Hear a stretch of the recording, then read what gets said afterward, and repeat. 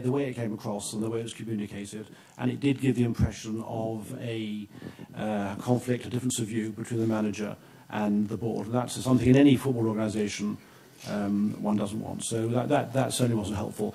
The language has been okay.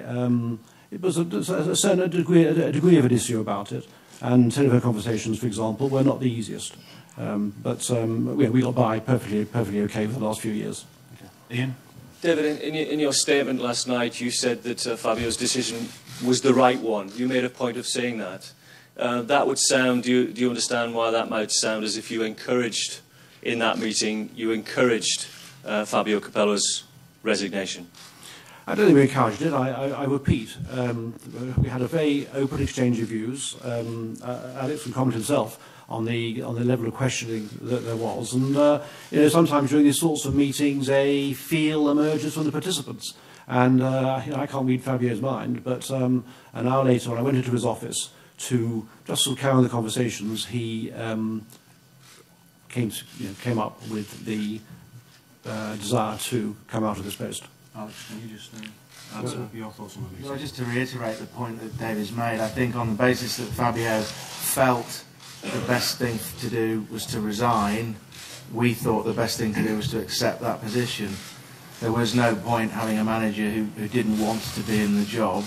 So David and I, having talked about it at length with Fabio, having gone through in detail all the issues that leading up to the John Terry captaincy issue and then the Italian broadcast interview, and looking forwards, having both stepped away and reflected on it, David went back into a meeting with Fabio. Having offered that, it was the right decision to accept. Yeah, I'm interested, and I'm sure a lot of people are interested in the mentality with which you went into that meeting yesterday.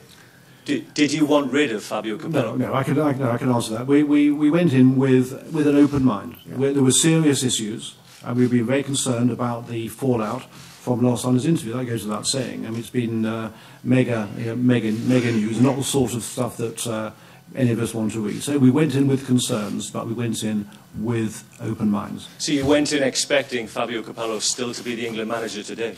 No, I didn't say that. I said we went in with open minds. Can I ask you briefly about the shortlist? Can you give us some details about how that shortlist will be drawn up and the timeline, how quickly that shortlist will be drawn up? Well, this is very early days. I mean, this has all happened less than 24 hours ago, so I don't want to be too prescriptive about that. We are actually devoting tomorrow, the four of us will be sitting down tomorrow to look at this very issue clearly. It will get priority, but I don't want to pretend that we've got plans in hand at this moment in time that we haven't got. But believe me, we'll be moving fast to get our ducks in the right row here. And I say I'm very pleased indeed. I want to commend Stuart Pearce. I spoke to him a little earlier, and as you might expect from Stuart, his first thought was for his country and for managing his country under any conditions at all. He just said, if you would like me to do it, I want to do it. And I must say I was really impressed with his attitude, and I expect nothing less from him. David, could I just ask, will the next England manager definitely be English? No, he will not definitely be English. Clearly there's a preference for an Englishman, and I've been asked this question consistently, and the position hasn't changed, that there's a preference for an English person or a British person, but at the end we want the best person. So I'm certainly not prepared to rule out anything at this stage, but clearly an English or British person would have a good start in the matter. Harry? Chairman, it's quite clear what the papers and many people are speculating, Harry Redknapp. You can't comment on that, but would the FA consider at the timing of this season taking on a manager in a part-time role as they continue to manage their club until the end of the season? I think we're open-minded. As I say, we really haven't had much time to consider this. An awful lot's happened in a very short time. It was only 8 days ago that the court decided to push the Terry thing forward past the Euro. So there's been a lot happening in 8 days. We don't want to rush anything. There's no need to rush anything. We will give it proper consideration. It will have high priority. It will be dealt with by the four of us. As I say, we've cleared our diaries for tomorrow to start working on it. Okay, can I add to that as well, that it's really important people understand that while, of course, there is the priority of recruiting the manager, the plans for the tournament itself from an operational side of things, are already very much in place. We have got a very experienced staff who've vast experience at World Cups and European Championships of delivering all the arrangements for tournaments, both with Fabio Capello and without Fabio Capello. And so, you know, those arrangements are already very much in place, and any manager coming into this role will be able to hit the ground running very, very quickly. Absolutely. David. David, sorry to return to this point, but you know, many people will applaud the fact you've made a principled stand on John Terry, but with no captain, no manager, 4 months before a major tournament, haven't you left the England team in a real mess here? Sorry, the questions to David. Clearly, it's hardly ideal, but we are where we are. These things can be mended very quickly. The fact is that after the Holland match, there are no matches till the end of May, so there was not a huge amount for a manager to be doing actually during that period. I'll be scouting and looking at players and so on. I imagine that any manager we take on will have detailed knowledge of English players and understand the scene very well. So I would expect an experienced top man to be able to pick up the reins very quickly. So although, of course, we're not where we want to be today, I believe we'll be in a good place at the appropriate time. And the new manager, of course, will make his own appointment regarding the captain. And how do you assess the Fabio Capello years? Clearly, he's been very handsomely paid. I mean, do you look back on it now? Obviously, you weren't the person who appointed him, but do you look back? Do the FA look back on it as an expensive mistake? No, I was certainly was expensive. Certainly was expensive. No one can argue it wasn't expensive, but it wasn't a mistake.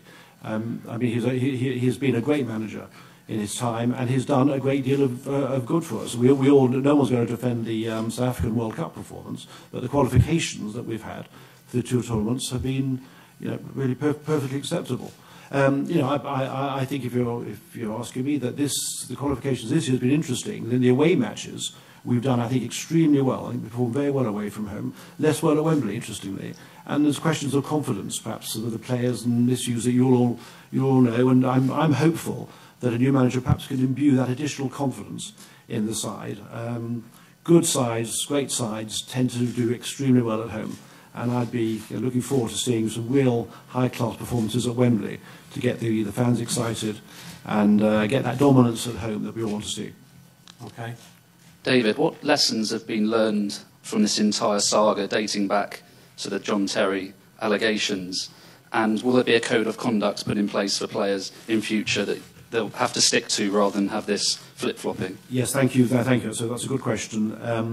We've been working on a code of conduct for some time. Frankly, I think one could have been in place some time ago. But anyway, there was work taking place now. I would say we will have a code of conduct in place within the next few months at the latest, certainly in time for a new manager to be talking to us about this. We should have that, and we will have that. I think it's important to add to that as well, that we want to ensure that the players have an involvement in how we structure any code of conduct, so they can feel a level of ownership as well. We did enter into discussions with the players back in 2004 when there was a lot of confusion over the selection process and never quite finalised the protocol then. Obviously there is a real need for us to establish that now, and we'll do so with a new manager and with the players representatives and the PFA, as David says. David, Alex Thomas with CNN. You won't mention individual candidates for the next England manager, but clearly several England players have come out via social networking backing Harry Redknapp. He seems to be a hugely popular choice, especially if you look at the bookmakers' odds. Will popular opinion amongst fans and players matter at all in your decision making? Yeah, of course it will. I mean, we want to make an appointment that the public are positive about and that excites the fans. But we can't be driven by that. And it goes without saying, if you only have one sort of candidate, one's be a very different situation in dealing with it and negotiating and so on. So we have to do this professionally. We have to have an open mind. We have to get a proper shortlist together. We have to bear in mind a lot of considerations, but certainly including the desires and wishes of the fans, our supporters. They are crucial to us.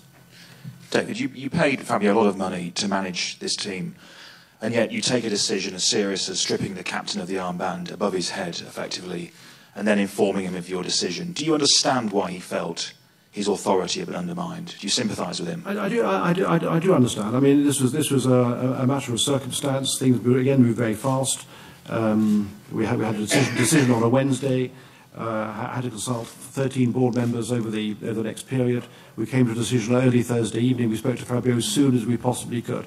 But yes, I do understand that he would find it difficult. And in my phone call with him on the Thursday, I sympathised with that. But I did say to him in that phone call, I hope we can work closely together in spite of your difficulties and move forward cohesively with the situation, whilst understanding your difficulty with it.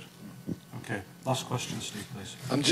I'm sorry to go on about this, Chairman, but is there anything that could have changed what happened yesterday, as far as you two are concerned? Could you have shook hands and walked out with a different result? What were you expecting from him, and what was he expecting from you? Did he want an apology from you? Did you want him to publicly apologise for what he said?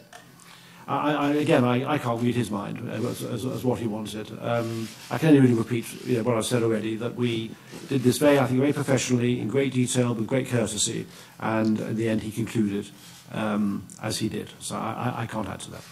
Last question, David. Yeah, one last quick one for you, actually, Adrian. Do you agree with the decision to strip John Terry of the captaincy? It's a board decision, and we're all collective in supporting the board's decision. Do you personally agree? It's a collective decision of the FA board, of which I am an employee of the organisation, so I support the decision. Thank you very much now. Good. Thank you very much.